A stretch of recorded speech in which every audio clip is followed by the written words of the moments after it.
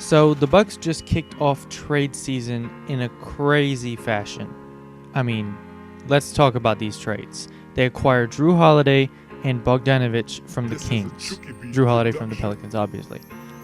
But they threw the kitchen sink at the Pelicans.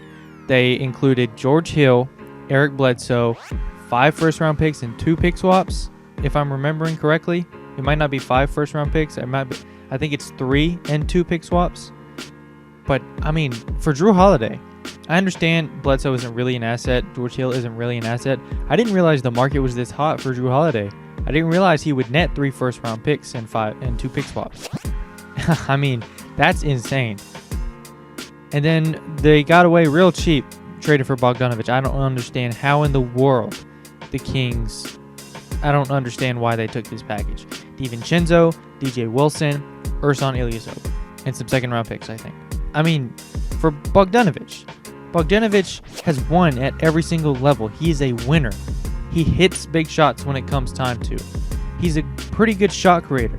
He's got some decent playmaking skills, ball handler, shooting. He's like a can-do player. He can do all of it. His defense is not so great, but when you have Drew Holiday, Chris Middleton, Giannis, and Brook Lopez on that team, it doesn't matter.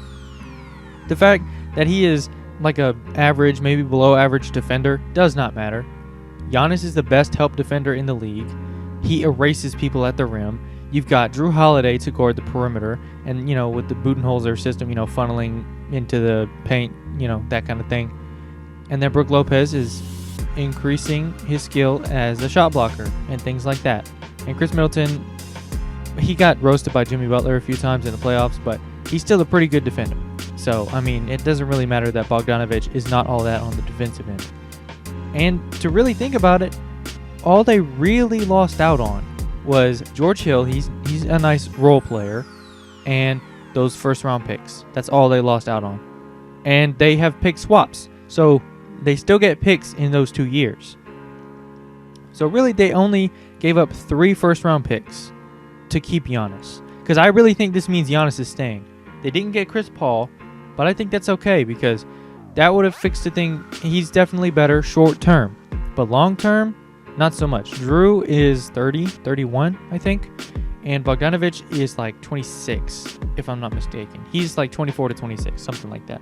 So these guys are going to be playing at a high level probably for another at least 4 years in Drew's case, and Bogdanovich, they got him in a sign-in trade, so they've got him for at least 3 years, hopefully 4, maybe 5 if they could manage that. And they didn't really give up all that much, and they get to keep Giannis Antetokounmpo. I hope I pronounced that right.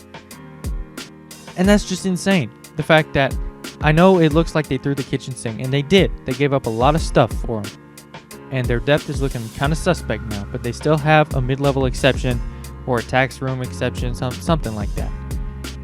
I mean, they get to keep Giannis, one of the best. He's going to be the best player. Well, he's going to be one of the best players in the 2020s, period. Right up there with Luka and whoever else you want to name. Throughout the 2020s, Giannis is 25 years old. And you only really had to give up 3 first-round picks because you still get picks in the pick swap, I think. Surely, right? I'm remembering this right.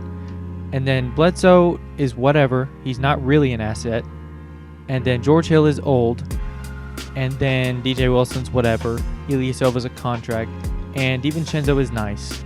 But he's never going to be as good as Bogdanovich. He has the potential to be a high-level role player, but he doesn't have the shot creation. He doesn't have the skills that Bogdanovich does. I think Bogdanovich is really, really, really good. Not an all-star. Not a star, but he's still just really good. Great feel for the game. Good shot creation, which is desperately what Milwaukee needed this offseason. I mean, I am just ecstatic for the Bucks. I'm not a Bucks fan, but I'm ecstatic for Bucks fans right now. It's awesome Giannis has not re-signed yet, that's for sure. But it is awesome to see a small market be able to make these moves and be willing to make these moves to keep their guy. This is a Beat production. There was still the questionable Middleton contract last year.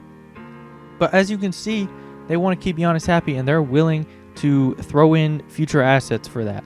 Because, really, Those first round picks, if you have Giannis, you don't care.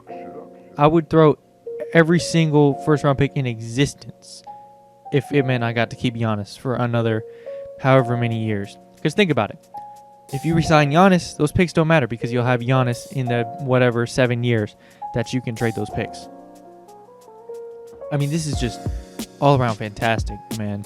They're definitely the best team in the East. They have to be, right? They have to be. Because you've got Giannis who can guard guys like KD.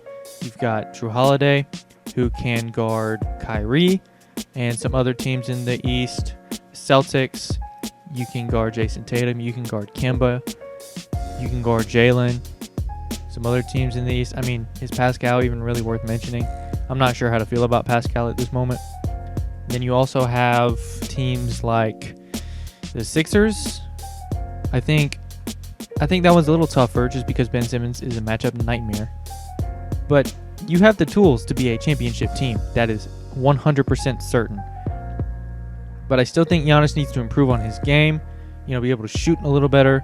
Maybe improve on the playmaking. That kind of thing. But these two moves, absolutely huge.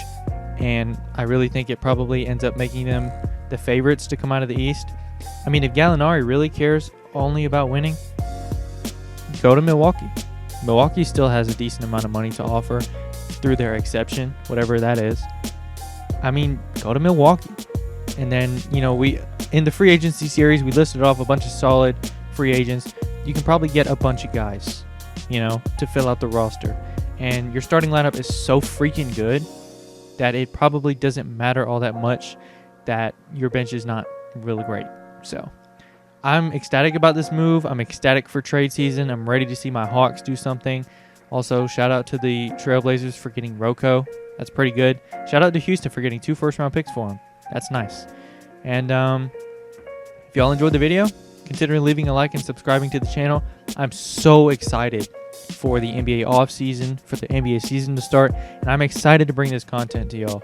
And I'm doing a little bit more free-form videos now, less scripting, that kind of thing. Let me know if you like this format better, if you made it this far. But anyway, like I said, if you liked the video, consider leaving a like and subscribing to the channel. If you didn't like it, leave a dislike. And y'all have a good one.